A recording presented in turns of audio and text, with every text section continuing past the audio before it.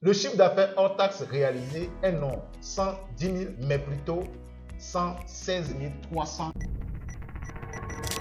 Miroir des entreprises, une émission qui vous apporte des solutions à vos défis en fiscalité et en gouvernance d'entreprise. Qu'est-il apporté de nouveau à la définition du chiffre d'affaires? Vous vous dites que naturellement, le chiffre d'affaires est le montant total des ventes de produits ou de services réalisés par votre entreprise dans le cadre de ses activités courantes. Non, c'est plus que cela maintenant. Je vous le fais donc découvrir.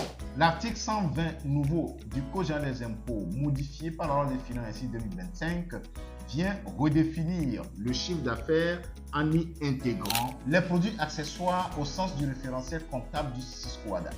Ainsi, selon le dit article, le chiffre d'affaires correspond à celui de l'ensemble des opérations réalisées par le contribuable dans l'exercice de ses activités professionnelles courantes, y compris les produits accessoires au sein du référentiel comptable du Cisco-ADA. Il s'agit en fait d'un ajustement stratégique permettant à l'administration fiscale d'élargir la base imposable à l'impôt sur le revenu. Alors, qu'est-ce que cela implique?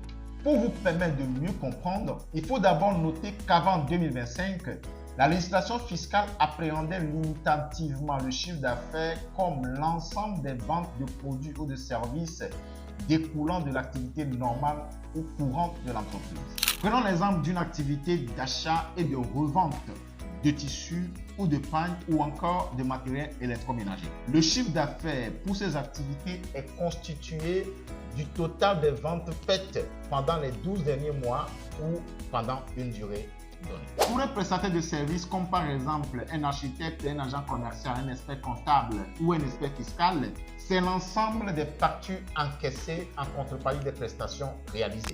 Par l'activité courante, il faut comprendre qu'il s'agit des activités qui constituent le cœur de métier ou de la profession de l'entreprise et qui sont exercées quotidiennement.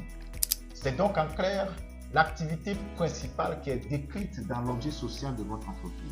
Maintenant, à partir de 2025, la législation fiscale prend en compte les produits accessoires comme éléments rentrant dans la détermination du chiffre d'affaires pour s'aligner sur la définition du Cisco-ADA. Il faut noter que les produits accessoires englobent toutes les activités qui ne se rapportent pas à l'activité principale de l'entreprise et qui génèrent un complément de revenus.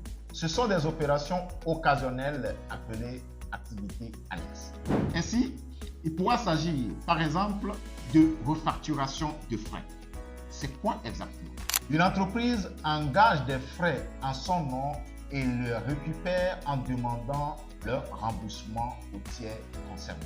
Ce peut être des frais de livraison, de transport, la rémunération d'intermédiaires, d'assurance, des frais d'installation, etc. facturés en complément du produit principal ou de la prestation principale. Supposons que votre entreprise est spécialisée dans la distribution de panneaux ou de téléphones. Pour l'exécution d'une commande de 5 panneaux, la facture se présente comme suit.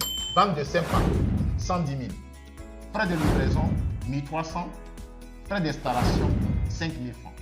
Le chiffre d'affaires hors taxe réalisé est non 110 000, mais plutôt 116 300 francs CFA, soit 110 000 plus 1300 plus 5 000. Bien, vous savez maintenant ce qui rentre dans le chiffre d'affaires conformément au nouvel article 120 du Code général des impôts. Restez connectés et à la prochaine pour l'analyse de nouveaux articles.